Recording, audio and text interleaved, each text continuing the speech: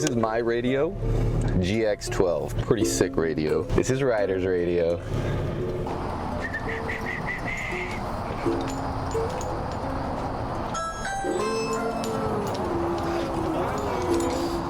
That's how I started.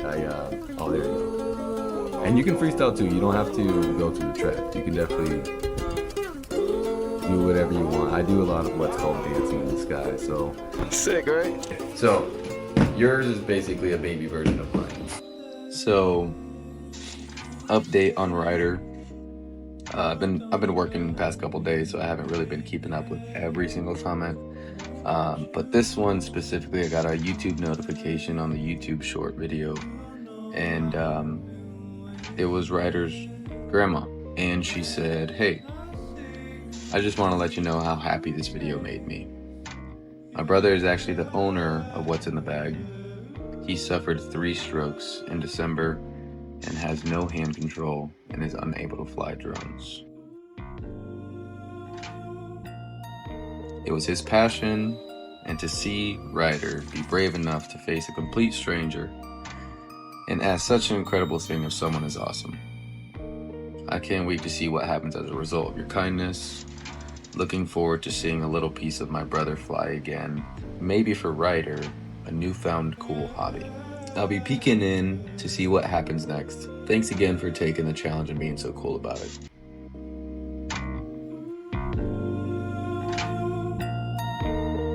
What's up, brother? How are you, man? That is your new radio. That is called a Radio Master Pocket. It was from Vapors FPV. We are heading to go see Ryder. I have something cool here before I even start driving. This is my radio, GX12, pretty sick radio. This is Ryder's radio. Sick, right? So I think he's gonna like that. Huge shout out to Vapors FPV. This is a badass radio. This is the first radio I actually started off with. So super huge shout out to Vapors. Thank you so much, man. I'm telling you, Ryder's gonna be a beast. I think he's gonna be a beast.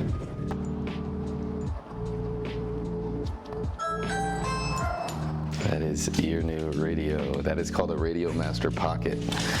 It was from Vapors FPV. That's if you don't have a USB, that's for it. That's the laptop over there. Cool. So set up. Okay. So yours is basically a baby version of mine. Mine is a Radio Master GX12. This is a Radio Master Pocket. Basically the best beginner form factor you can ever get. This is actually the first one I ever flew on. So Vapors FPV actually gave this to me. That's how you would store them. That's how you would put them on. These are called gimbals. You're gonna hold it down. Welcome to HTX. Now, you're gonna have a bunch of these parameters. This is gonna be kind of confusing at first. It's gonna say switch warning. You're not gonna know what that means. All of these switches need to be back. So you can see these go up and down, back, Transmitter battery low. and it gives you an idea. And see if it works with the drone. So go up and down, go left and right. Perfect. That's good. I know it looks weird. Yep. It's gonna feel very weird in the beginning. There you go. Take your time. Take your time. You don't have to go super fast. Just try and figure out where the leveling's at, how close you can get to the ground without actually hitting it. There you go. There you go. There you go. Figure it out. Figure it out. Yep. It's gonna be a little tough. It's gonna be a little tough. And trust me, it's gonna be huge bumps of your progression if you really try. Because a lot of people get frustrated. There you go. And now, before I even start this next one, this is called acro mode. When we fly, the reason why I'm starting you on acro mode, there's easier modes. There's basically modes to where, like the drone levels by itself, you have no help. This is all you right now. And that's the reason why I'm starting you on like this, because if there's a lot of pilots who do 2 or 3 years of flying horizon mode, which is an easier mode, or stable mode, stabilization mode. That's how I started. Oh, there you go. And you can freestyle too. You don't have to go through the track. You can definitely do whatever you want. I do a lot of what's called dancing in the sky. So there's some people who are strictly, oh, I want to just do racing. And there's people who are strictly, oh, I just want to do freestyle or cinematic stuff, go to the beach and get the sunset shots, right? So it all depends on what you want to do. Given the fact that you're like, forget the track, let me go fly, I think you're probably going to be a freestyle pilot, which is a-okay with me, because that's what I am. I'm a freestyle pilot. But I cannot believe you're flying right now. I'm kind of super impressed. I'm kind of jealous. when I started flying, dude, I didn't do this well at all. Trust me. And I didn't start on acro. I started on angle mode is what they call it. And that's the easiest mode you can. Basically, any drone that you ever buy at the store has angle mode attached to it. Cheap drone, DJI drone. Doing some inverted moves. This is crazy. Dude, you're killing it. So the controls are. So basically, if this is a drone, this is the front side, this is the back side. The left stick, your left stick is hovering. So up, throttle, basically throttle up and down, right? So 0 being at the very bottom. That's why the PS5 controller is a little harder to work with, because the center stick is in the middle. That's half throttle, right? So this is your throttle up and down. Basically, your yaw, left and right, would be intertwined with that. Okay. So you're doing two controls. That's just a like flat plane. Basically, flat Left, plane. right. Exactly, exactly. So flat plane, and then the right stick would be your pitch forward and your pitch backwards, which would be forward and backwards. And then as far as left and right goes, would be your roll, barrel rolls, Gotcha. right? So it's more so like he already has the understanding of the spatial awareness, because he's doing 4 controls and 2 sticks. And that's where the acro mode really is a huge thing, to be able to do any type of flips. So, angle mode and horizon mode. Angle mode, you can't do any flips at all. It doesn't allow you to. Horizon mode allows you to do a barrel roll, a back flip, a front flip, but it doesn't allow you the fine-tuning skills like you're seeing right now. You can speed it up, slow it down, add some finesse to it. At some point, he will gain a style. And what that style is, there's a ton in FPV. Some people have a nice smooth flow, some people have a juicy flow, a flicky flow, something called spang, stick bang. You hear the edges basically. And people go crazy, but people are very precise with it. They're inches off the ground, and there's a lot of ego behind it. You know, there's like, I got a $400 drone that I'm knife edging through a 5-inch gap, right? There's people who are that level of intensity, you know? So, and I think a lot of people vicariously live through drones, whether they were extreme, like adrenaline junkies at some point, maybe they have their body broken, or maybe they can't do what they want to do again. And I've met a lot of pilots like that. So it's for everyone, man. I think it's a really cool hobby. I think there's a huge misconception on drones just because of everything that's going on. So I try and make it more accessible, and I do it for the right people. Not everyone needs a drone. Not everyone, I think, respects it, you know? So I looked at him, he came through me with respect, and I'm like, you know what? I think he wants to do this, and I think he's going to be a good pilot. What are the legalities of it in this area? So in this area, there's not much restriction. Good. What you're looking for is, can I fly here?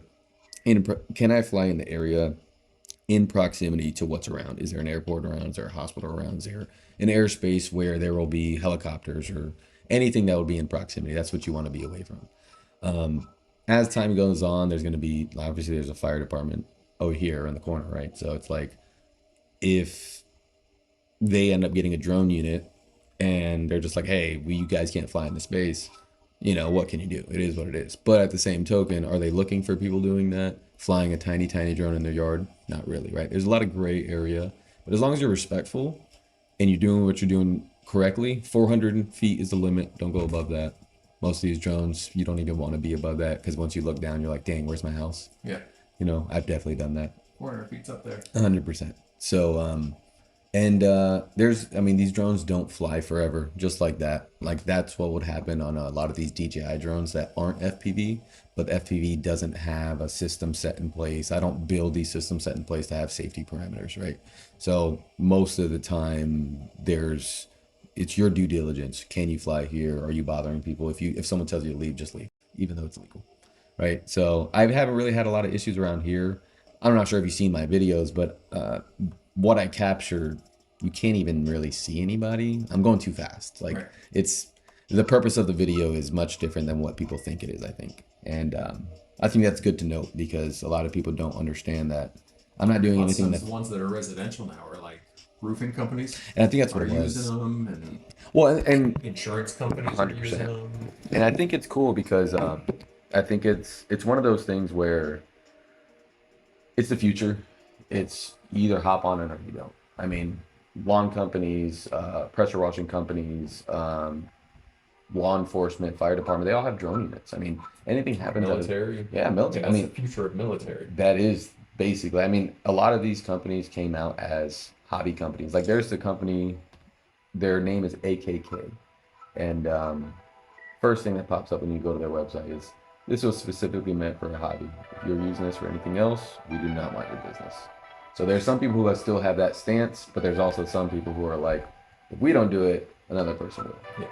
You know, so it's like monetary wise, do the hobbyists pay most of the bills? Probably not.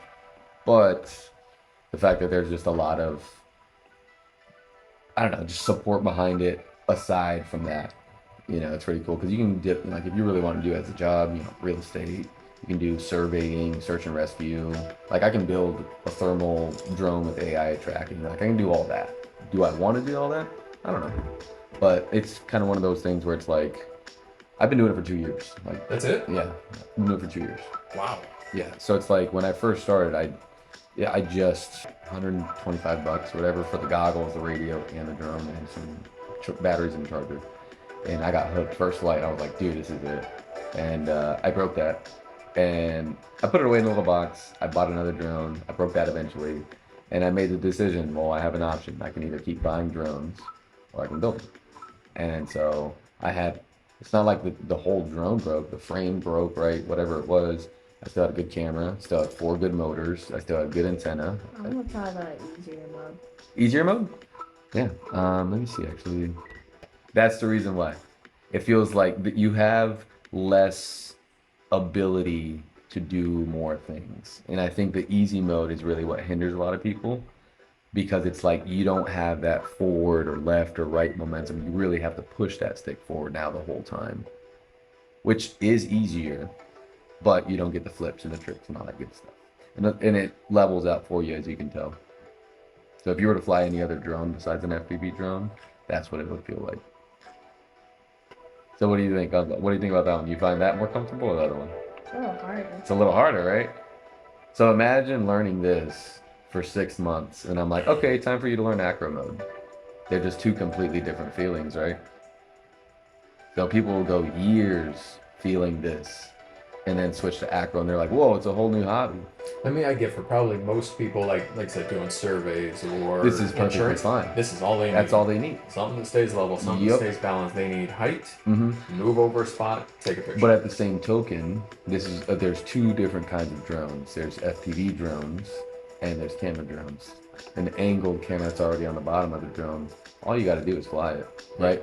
For the FPV drone, it's a lot of movement for little gain, right? Gotcha. So it's like I can do a pattern, a quick circle around this with just stick the whole time. And this one's like, oh, there's a little bit of wind, oh crap, you know? So there's just, where is this applicable, basically, right? Which is so cool. So I do a lot of the, yeah, it'll stick you right there. You want to do a flip so bad. So this mode here lets you do flips, but it still levels you out on your left and right.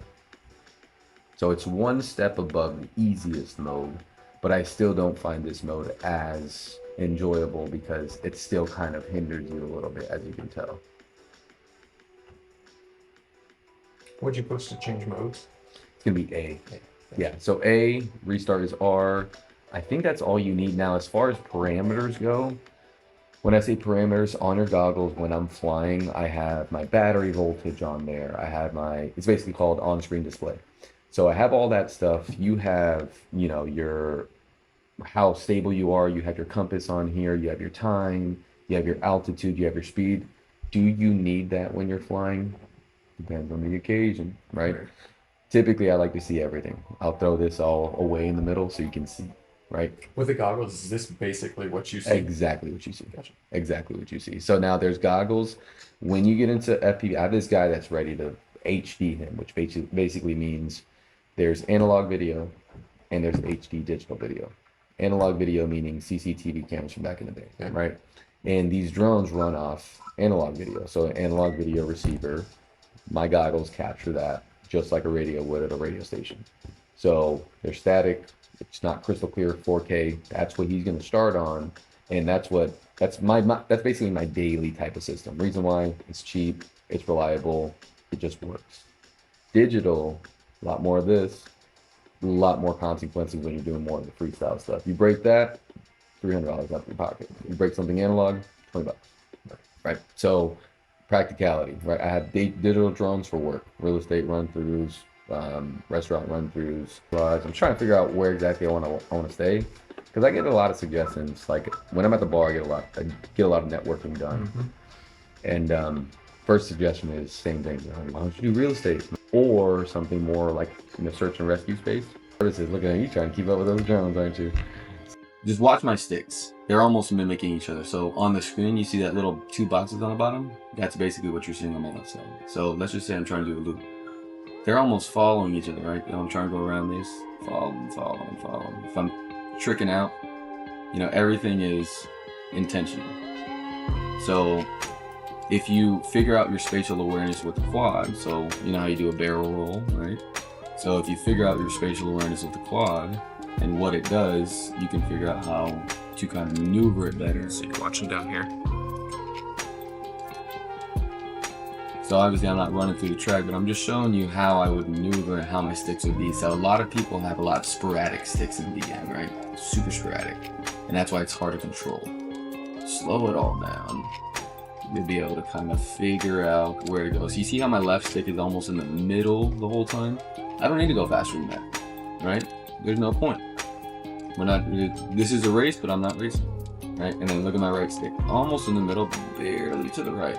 And I'm just cruising. So this is what I want you to do right now. Just cruise. Don't worry about the flips. You can do the flips later. Flips are easy because all you gotta do is pull back and pull forward, right? But it's just throttle time, stick time. And this is also like, you know what time it is. It's not even an hour of you simulating and we're expecting you to be a professional pilot. But this is insane that you're doing this right now. I actually gotta get this on camera. This is crazy. You got it. Nice correction. Oh, he wanted it.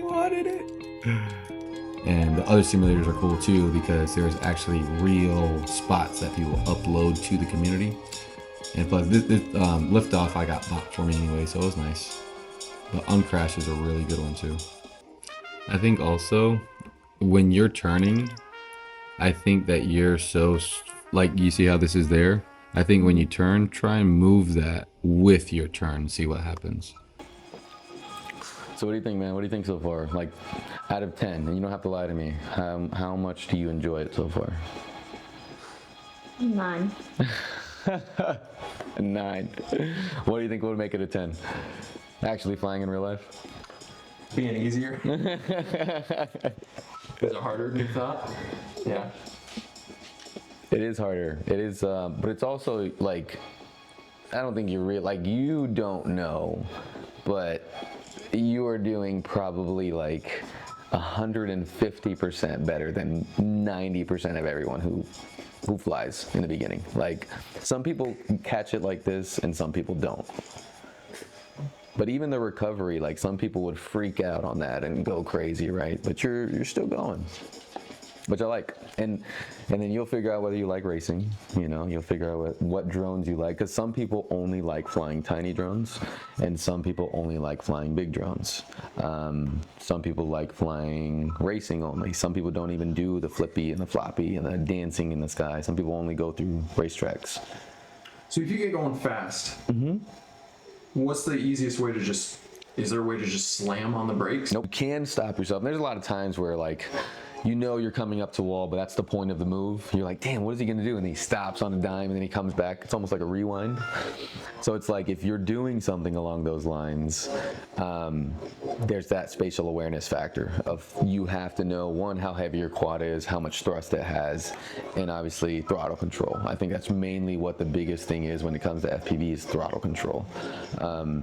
People try and do a lot of the moves that they see online with sporadic moves because it looks that way, but when you realistically see it, it's very smooth. And once you start, you're gonna notice it too, because I'm sure your algorithm's gonna be all messed up with FPV pilots now. But but it's fun because you can see that everyone has their own style, and everyone has their own music choice too. Believe it or not, music is a huge deal when it comes to just, I don't know, just do people enjoy your videos because of that, right? Do people enjoy your flights? Why do people do that? Now and then he's gonna have at some point a want to, I don't know, I would say become a little bit more competitive, because kids just progress like this, and it's like, what's next, you know? And it's fun. It's expensive. It is a very expensive hobby, but I feel like if you have the understanding that it is expensive, that this is, if I crash I have to fix this, but if you have the understanding of knowing how to fix it, that's going to be the biggest difference. So that's what I'm trying to do with him. He's going to know the ins and outs of the drone. Basically, why would this happen, Serge? Well, why would it happen? You know, so that's where I'm trying to get with him, because there's people who, they'll send their drones to people and spend $50 just to solder one wire on. It's like, dude, you're crazy. You know, it takes 2 seconds. But that's the thing too. Soldering is a huge deal. You know, and all these there's probably, in these tiny drones that I have that he's gonna fly, there's probably probably about like 6 different components. It's not a lot. When it comes to the big drone, that's when it comes to like a lot more components that cost a lot more money. I think even just being able to get a start, that's like, you don't want to buy a $300 drone and then go crash it when you're just trying to start. 100%. Being able to, you know, practice on a simulator before you're in the air. Yeah, I think a lot of people have that. They see a crazy video and they're like, I want to do that, and they try and do that and they break it, and they're like, oh, I hate the hobby now. Get some stick cams here.